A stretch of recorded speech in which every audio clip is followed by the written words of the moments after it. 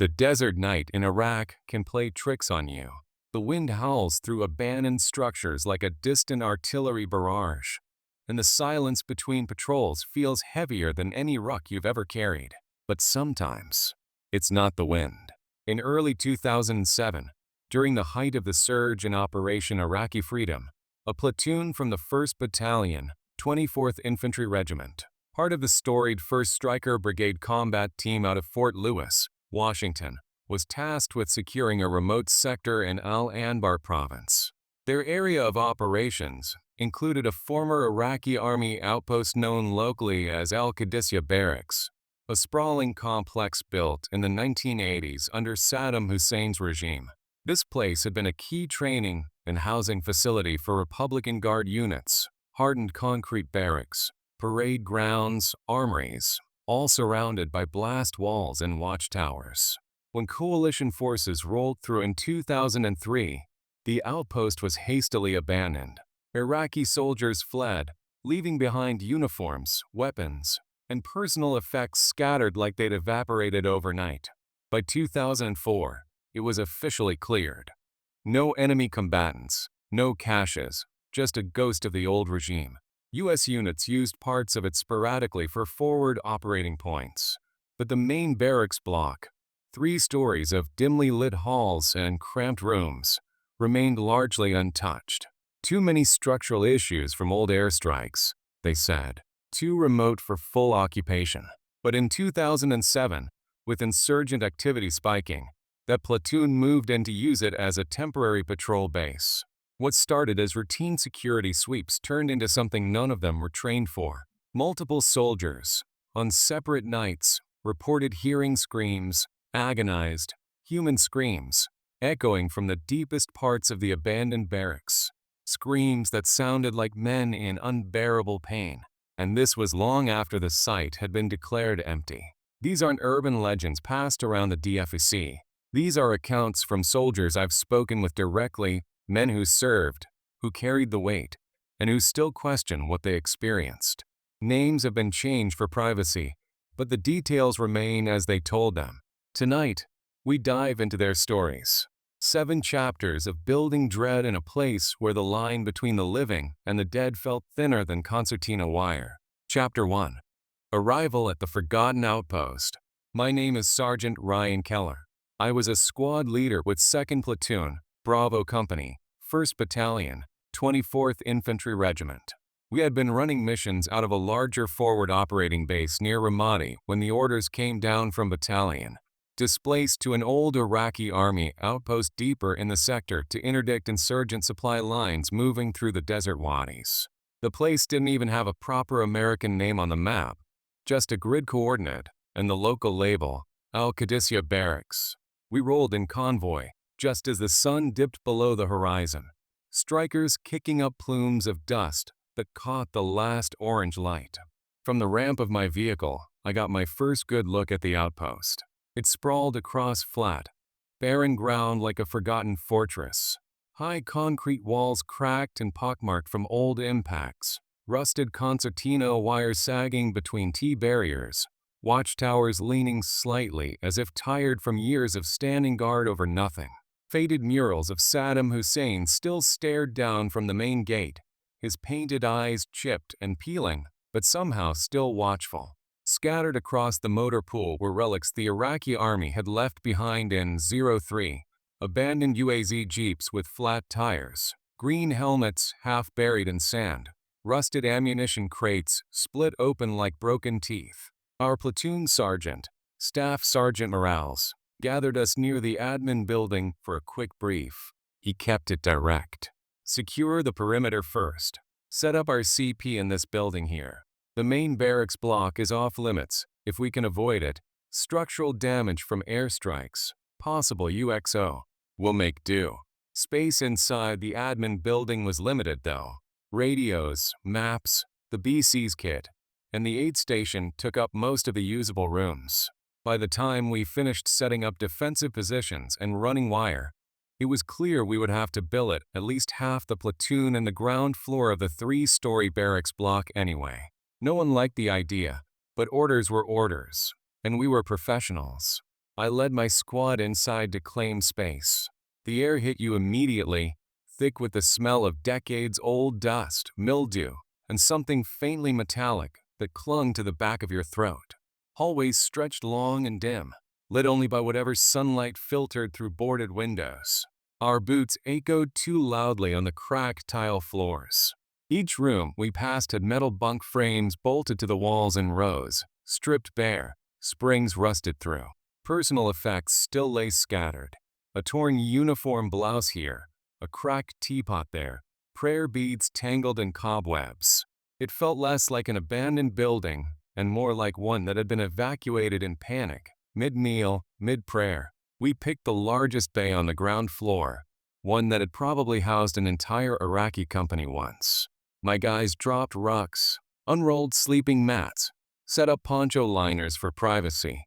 The mood was the usual 1009, grousing about the accommodations, dark humor about sleeping in Saddam's old digs, bets on how many scorpions we'd kill before morning. That first night, I drew tower guard on the southeast corner. The wind had picked up after sunset, carrying fine sand that stung exposed skin and found its way into every seam of your kit. Below me, the outpost lay quiet except for the low thrum of our generators. Moonlight painted everything in silver and shadow. Around 0330 I caught it. A low, drawn-out moan drifting up from the direction of the barracks. It rose and fell like someone trying to suppress pain, then cut off abruptly. I adjusted my NVGs, scanned the building. Nothing moved. I keyed the handset. Tower 3 to net. Anyone copying vocals from the barracks block? Responses came back negative from the other towers and the interior guard posts.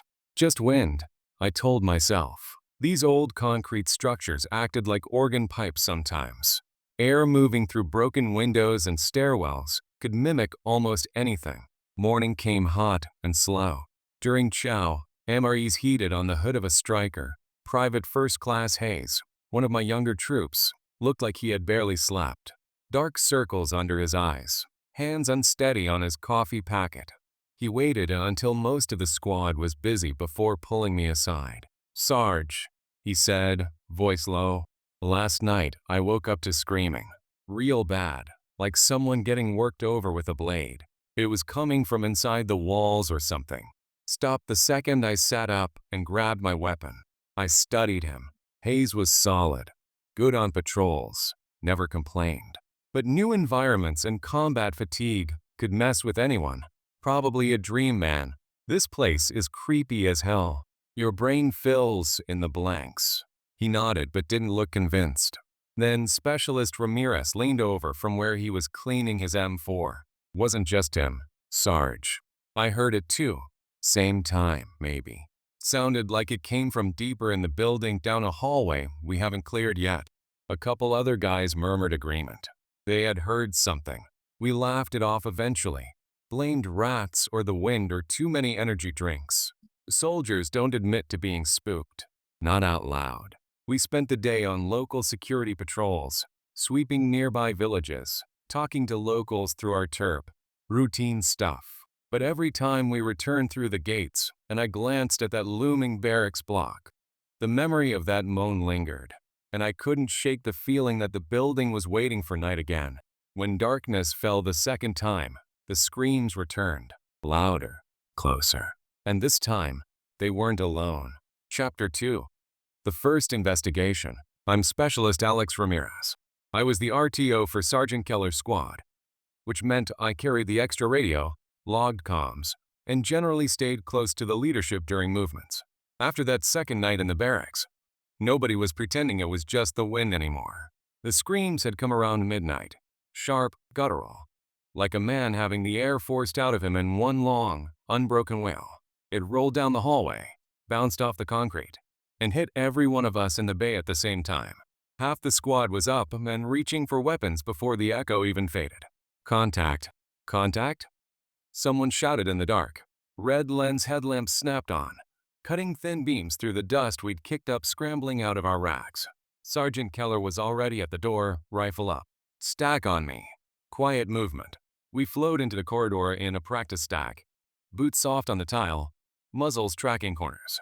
The screaming had stopped the instant we moved, like whatever made it knew we were coming. The hallway stretched both ways, empty except for drifting motes caught in our lights. Doors hung open on rusted hinges, revealing the same stripped rooms we'd seen during the day. Bunk frames, scattered papers curling at the edges, faded posters of Iraqi officers exhorting discipline and loyalty to the regime. We cleared left first, then right, room by room. Keller called each one as we entered. Clear. Clear. Nothing. No heat signatures on the PEQ-15s. No movement. No fresh prints in the dust except our own. One room near the center of the floor had dark staining across the concrete. Old blood, splattered high on the wall like someone had taken a beating against it. We didn't linger. Back in the bay, the adrenaline ebbed and left everyone wired. Private Hayes was sitting on his cot, knees pulled up, staring at the floor. It sounded like Arabic, he said finally. Words mixed in with the scream. Like begging. I didn't want to admit it, but I had heard it too. Broken syllables that might have been pleas. I told myself it was imagination layering meaning over raw sound. Combat does that. Your brain tries to make sense of chaos. The next morning we took the Terp, Ahmed, with us on a short foot patrol outside the wire. He was a middle-aged guy from Fallujah, quiet, always polite, with a trimmed beard and glasses that he constantly pushed up his nose. On the way back we detoured through the barracks so he could see where we were sleeping. I watched his face as we stepped inside. The easy smile he wore for the Joes faded the moment he crossed the threshold. This place, he said in careful English, stopping in the hallway. Very bad history. Republican Guard train here. Also, prison. Political men brought from Baghdad. Many not leave. Keller pressed him. What kind of prison stuff, Ahmed? Interrogations? Ahmed glanced around like he expected the walls to hear. Torture. In basement. Screams. People remember. Locals say jinn come now. Spirits of the angry dead. They stay where blood was spilled. We thanked him, but nobody took it seriously out loud. Superstition. Every culture has its ghost stories to explain places that feel wrong. We were U.S. Army infantry. We dealt in facts, rounds downrange, grid coordinates. That night I pulled radio watching the CP we'd set up in the admin building. It was quieter there, away from the barracks, but the handset kept me linked to the whole platoon net. Around 0200 I heard it over the building itself. Heavy footsteps pacing the hallway we'd cleared the night before. Slow, deliberate bootfalls, like someone in full kit doing a patrol. I keyed up. CP to interior guard, you got movement in the barracks. Negative. Both guards were posted downstairs and hadn't left their sectors. I stepped out of the CP alone, crossed the short open ground, and entered the barracks. The footsteps stopped. The air felt heavier inside, cooler than the desert night outside. I swept my light down the corridor. Empty. Then the scream came again. Closer this time, from the stairwell that led up to the second floor. I called Keller on the squad net. He met me at the base of the stairs with his M4. We went up slow, two-man stack, pieing each landing. The second floor was identical to the first, long hallway, rows of doors. Most were open, but one at the far end was cracked just enough to let a sliver of moonlight in. As we approached, it creaked wider on its own. No wind. No draft. We breached fast. Room clear. Old office. Desk overturned. Papers scattered. Chains bolted high into the far wall like someone had been hung from them. The metal links were pitted with rust, but the wall around the bolts was scarred fresh. Concrete gouged as if the chains had been yanked hard recently. Keller swept his light across it. What the hell? The temperature dropped suddenly, sharp enough that our breath fogged. Then the scream erupted right behind us, inside the room, inches away. Raw, human, full of pain. We spun, rifles up, nothing there. We exfilled fast, boots pounding down the stairs. Back outside, the night air felt warm by comparison. Neither of us spoke until we were across the compound. Keller finally broke the silence. We don't mention the cold, or the door. Just say we cleared it, all good. I nodded. But we both knew. Something was in that building with us, and it wasn't done. Chapter 3. Night Watch Anomalies. This is Corporal Mike Donovan, 1st Squad. I spent more time on tower duty than most because I actually preferred it to trying to sleep inside that barracks block. Up there you had height, clear fields of fire, and the illusion that you could see anything coming long before it reached the wire. The nights were cold enough that the metal grating bit through your gloves, but at least the air felt clean. By the third night, we had settled into a rhythm. Daytime patrols into the surrounding hamlets, nighttime static positions, everyone rotating through guard shifts. The screams hadn't repeated since the second night investigation, and some guys were starting to convince themselves it had been a one-off. Maybe a stray dog caught in razor wire somewhere outside the perimeter, or insurgents using loudspeakers to mess with us. We wanted to believe that. It was easier than the alternative. I came on shift at 0400, relieving the previous guard with the usual quiet handover. Sector sketch, any observations, radio check. He reported all quiet. I climbed the ladder to the tower platform, settled in behind the M240, and started my slow scans. The moon was almost full, washing the entire outpost in pale light. From my vantage, I could see the admin building, the motor pool, the sagging wire, and the long shadow of the barracks block stretching across the parade ground like a dark finger. That's when I heard them. Not one voice this time, multiple. 3, maybe 4 distinct screams overlapping, rising and falling in pitch, as if each man was hitting his own breaking point. They came from the direction of the barracks roof, clear and close enough that I felt them in my chest. Pure agony. The kind you only hear from someone who's beyond caring who hears. I pressed the handset to my ear. Tower 2 to net. Hearing multiple distress vocals originating from Building 3, possibly rooftop. The net crackled with responses. Sergeant Keller came back first. Tower 2, confirm location. We are all accounted for down here, no movement. Other towers checked in negative. Interior guard reported no activity inside. I flipped my NVGs to thermal, swept the roofline slow and methodical. Cold spots. Dark silhouettes pacing back and forth where there should have been heat bloom from living bodies. Human-shaped, but no warmth. I watched one pause at the edge, lean forward as if looking down at the courtyard, then throw its head back in another silent scream that somehow still carried sound to my position. I logged it in the duty book exactly as I observed it. No embellishment. When Private Hayes climbed up to relieve me an hour later, he took one look at my face and stopped halfway up the ladder. "Donovan, you good?" I handed him the sector sketch without meeting his eyes. "Just don't spend too much time looking at the roof tonight." Back on the ground, I headed straight for the barracks to rack out. The platoon was already stirring from the radio traffic. Staff Sergeant Morales had everyone gathered in the hallway, red lights bobbing as guys pulled on boots and kid. He kept his voice low but firm. "Listen up. We're not jumping at shadows. Could be echoes off the walls. Could be locals trying to spook us. Either way, we're doubling the interior roving guard. No one walks the halls alone. Stay sharp, stay professional." No one argued. We broke to reset positions. Ramirez and I drew the first interior rove together. 2-man teams walking the ground floor corridors every 30 minutes, checking doors, listening for anything out of place. On our second loop, we heard it. Dragging. A heavy, scraping sound from directly above us, like someone hauling a loaded body bag across concrete. Slow, deliberate, pausing every few feet. We froze under the stairwell. Lights off, weapons up.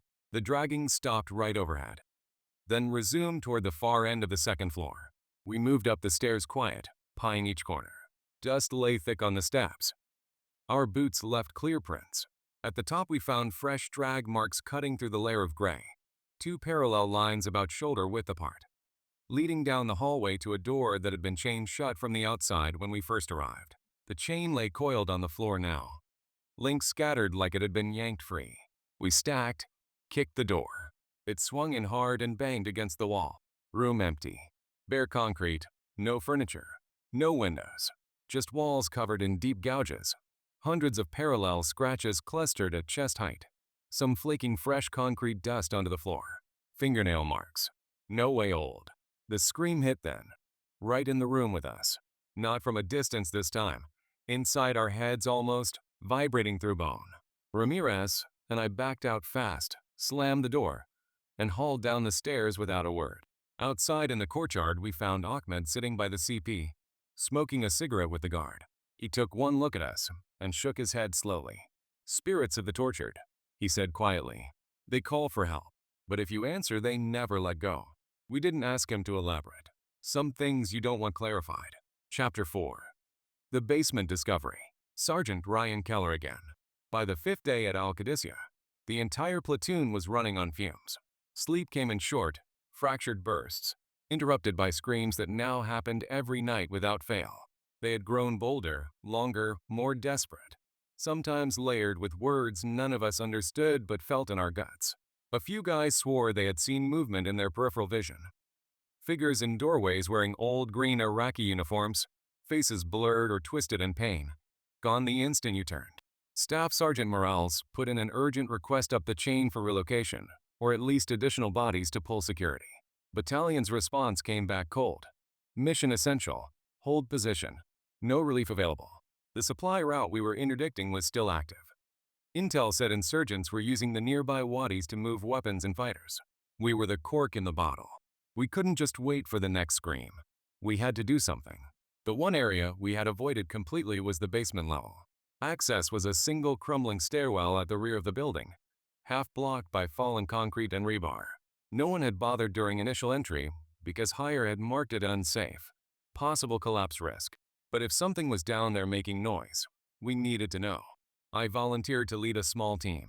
Ramirez, Donovan, Private Hayes, and Specialist Lee. Full battle rattle, plates, NVGs, weapons loaded, extra chem lights and flashlights. We briefed quick in the courtyard. Deliberate clearance, mark our path. No heroics. If the structure felt unstable, we exfil immediately. We entered through a side door near the stairwell.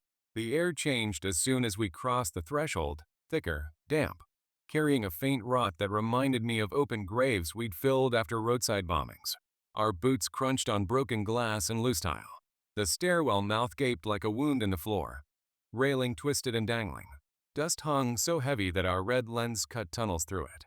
We moved down single file, testing each step. Concrete groaned but held. The temperature dropped 10, maybe 15 degrees the deeper we went. At the bottom the hallway branched left and right, narrower than upstairs, ceiling low enough that I had to duck in spots.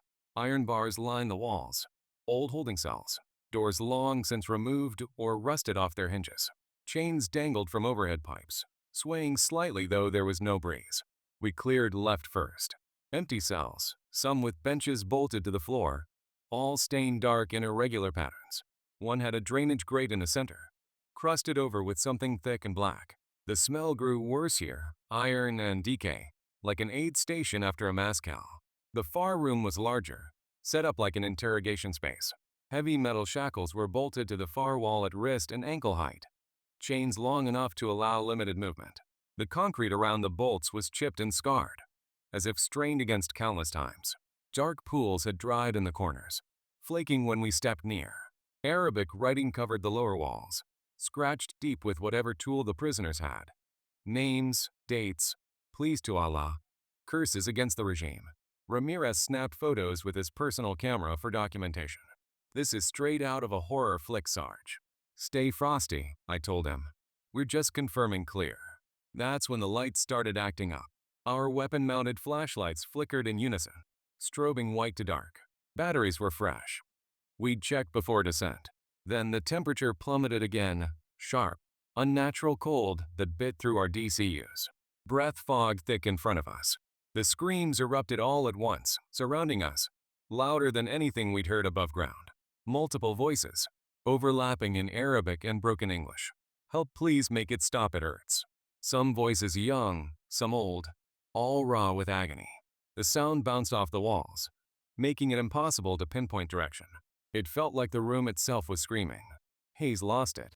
He swung his muzzle toward the ceiling and ripped a short burst, 3 rounds cracking deafening in the confined space. Plaster rained down. I grabbed his barrel, forced it down. Cease fire. Cease fire. His eyes were wide, pupils blown. They're right here, Sarge. Can't you hear them? We dragged him back toward the stairs. The screams followed us up, echoing, pleading. By the time we hit ground level and burst into the courtyard, the platoon was already reacting to the shots. Guys stacking at the door, weapons out. Morales met us, face hard. Report. Clear, I said. Old prison cells. Nothing living. He knew I was leaving out the rest. We all did. That night no one even tried to sleep inside. We pulled every cot and sleeping bag out to the perimeter berms, set up in the open under the stars. But the screams didn't stay confined to the building anymore. They drifted across the compound, circling the wire like predators looking for a gap. Whatever we had disturbed downstairs wasn't finished with us yet. Chapter 5. Escalation and Evacuation. Specialist Alex Ramirez again. After the basement clearance, the outpost felt different, like we'd crossed a line we couldn't step back over. The screams didn't stay underground anymore. They bled into every corner of the compound. Guys who had been solid through firefights and IED blasts were starting to crack, eyes darting at shadows, jumping at every creak of the strikers settling in the heat.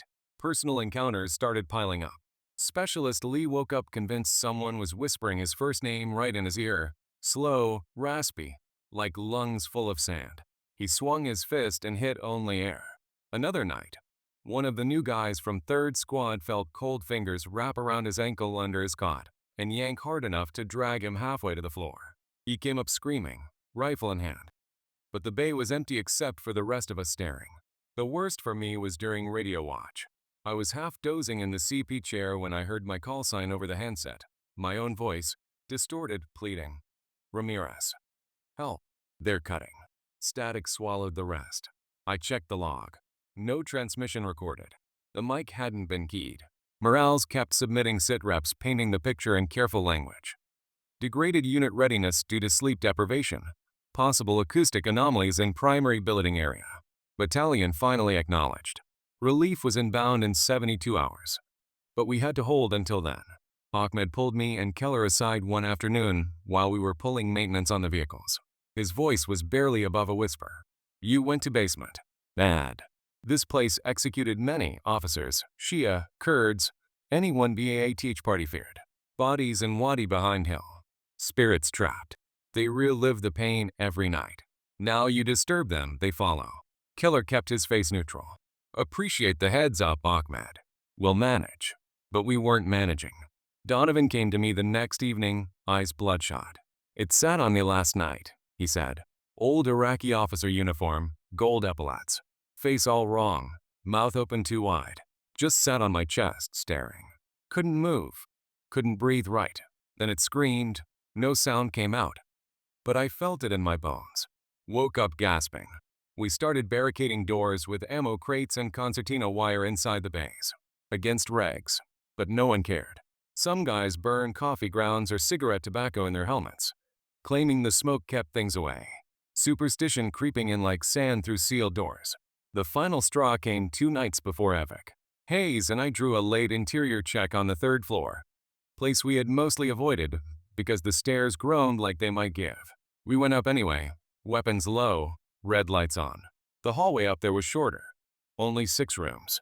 All doors hanging open except one at the very end. As we approached, we saw handprints on the walls, fresh, bloody, smeared like someone had been dragged. Dozens of them. Overlapping. Some small like children's. The locked door was ajar now. Inside, mirrors that must have lined one wall once. All shattered, glass crunching under our boots. The far wall was covered in more prints, some still wet, dripping slow onto the floor.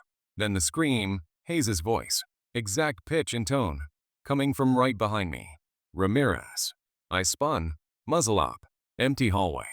Hayes was still beside me, face pale. That wasn't me, he whispered. His real voice came again, faint, from the stairwell we just climbed. Ramirez? You guys okay up there? We looked at each other. Whatever called us had learned our voices.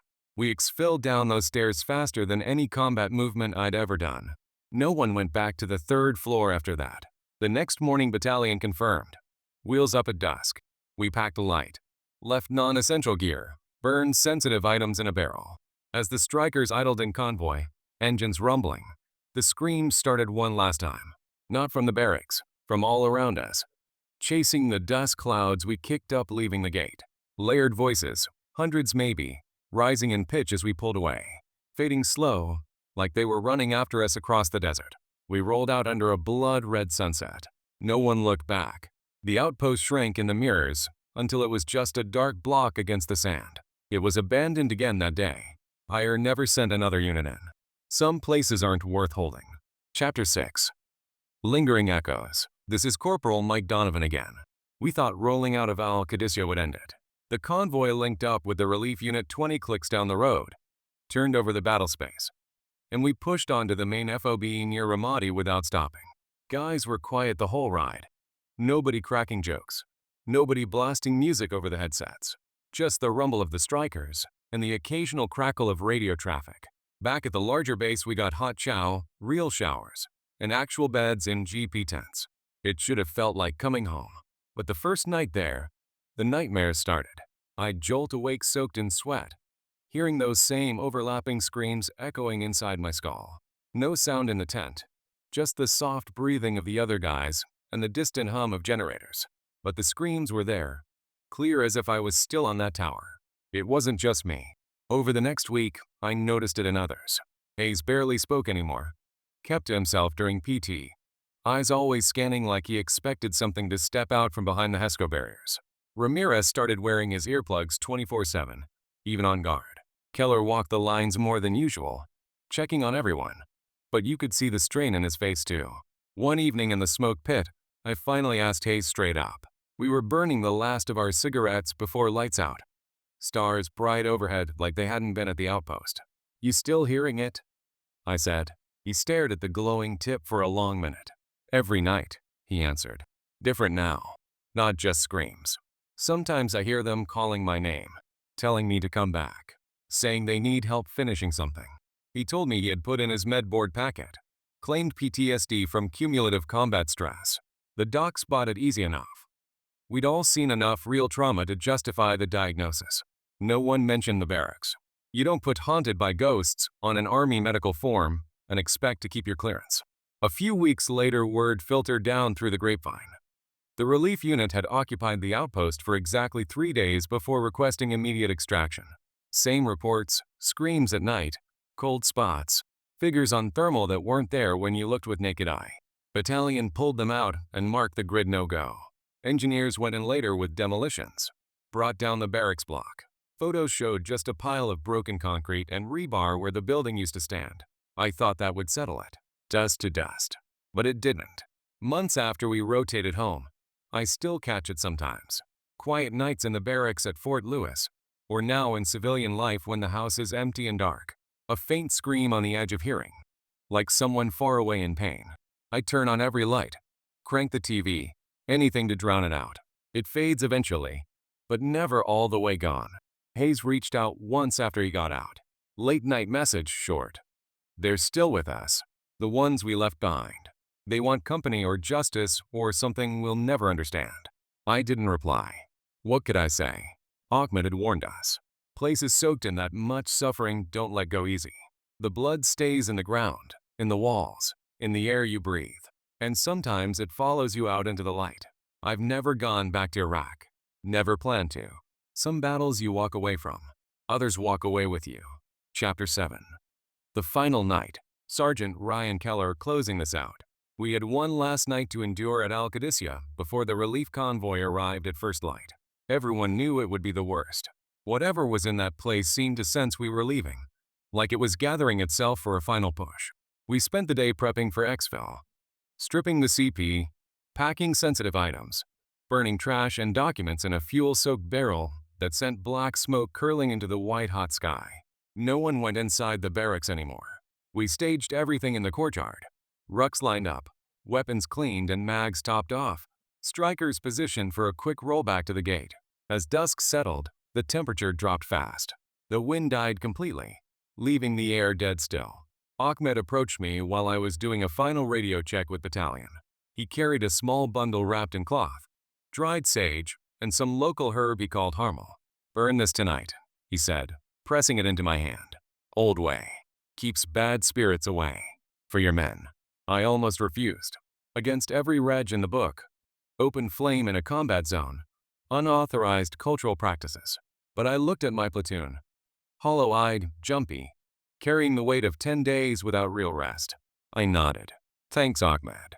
After full dark, we formed a loose perimeter around the burn barrel in the center of the courtyard. Guys sat on ammo crates or the ground, rifles across laps. Red lights only. I broke the bundle, tossed it onto the dying trash fire. The herbs caught quick, sending up thick white smoke laced with a sharp, medicinal smell that cut through the desert dust. Some of the guys coughed. Others just stared into the flames. For the first hour, it was almost peaceful. The smoke hung low, drifting between the vehicles and barriers. No screams. No footsteps. Just the pop of burning paper and the low murmur of quiet conversation. Guys talking about home, about food, about anything but the barracks looming behind us. Then the moon rose, full and huge, the color of dried blood. The temperature plummeted again, sharp enough that we pulled on jackets. The smoke stopped rising, settled around our boots like fog. That's when the screams began. Not from the building this time, from everywhere and nowhere. Hundreds of voices layered together, rising in a wave that pressed against our ears. Some close, some distant, all in agony. Words threaded through. Arabic pleas, broken English, names of soldiers long dead. My own name once, clear as day, whispered right behind me. I spun. No one there. Figures appeared at the edges of the courtyard. Shadowy shapes in old Iraqi uniforms pacing just inside the wire. Mouths open in silent screams. Thermal optics showed them cold, no heat. One by one, my guys reported the same sightings over the net. Voices tight but steady. We didn't open fire. We knew by then it wouldn't help. Hayes started reciting the Lord's Prayer under his breath. Ramirez joined him. Others just gripped their weapons harder, knuckles white. The screams peaked around midnight, deafening, physical, like standing inside an artillery impact. The burn barrel flared higher on its own, flames turning blue-white. The smoke swirled into shapes, hands reaching, faces contorting. Then, as sudden as it started, everything stopped. Dead silence. Even the generator seemed quieter. In that hush, we noticed writing in the dust along the courtyard wall. Letters scraped fresh and deep, as if by fingers. Leave us. No one had moved from the circle. No footprints near the wall except ours from earlier in the day. We didn't speak, just stared at it until the words blurred in the smoke. Dawn came slow, gray light bleeding across the desert. The relief convoy rolled in right on time. Strikers and gun trucks raising a dust cloud we could see for miles. We mounted up without ceremony, passed the turnover, and rolled out the gate. As we crested the first rise, I looked back one last time. The outpost sat quiet under the morning sun, smoke from our barrels still drifting. For a moment I thought I saw movement on the ruined roof. Figures standing at the edge, watching us go. Then the screams rose again behind us, faint but unmistakable, following the convoy for the first mile before fading into the wind. We never went back. Some places the army just crosses off the map, and some nights, when the wind is still and the moon is full, I still hear them, calling from somewhere just out of sight.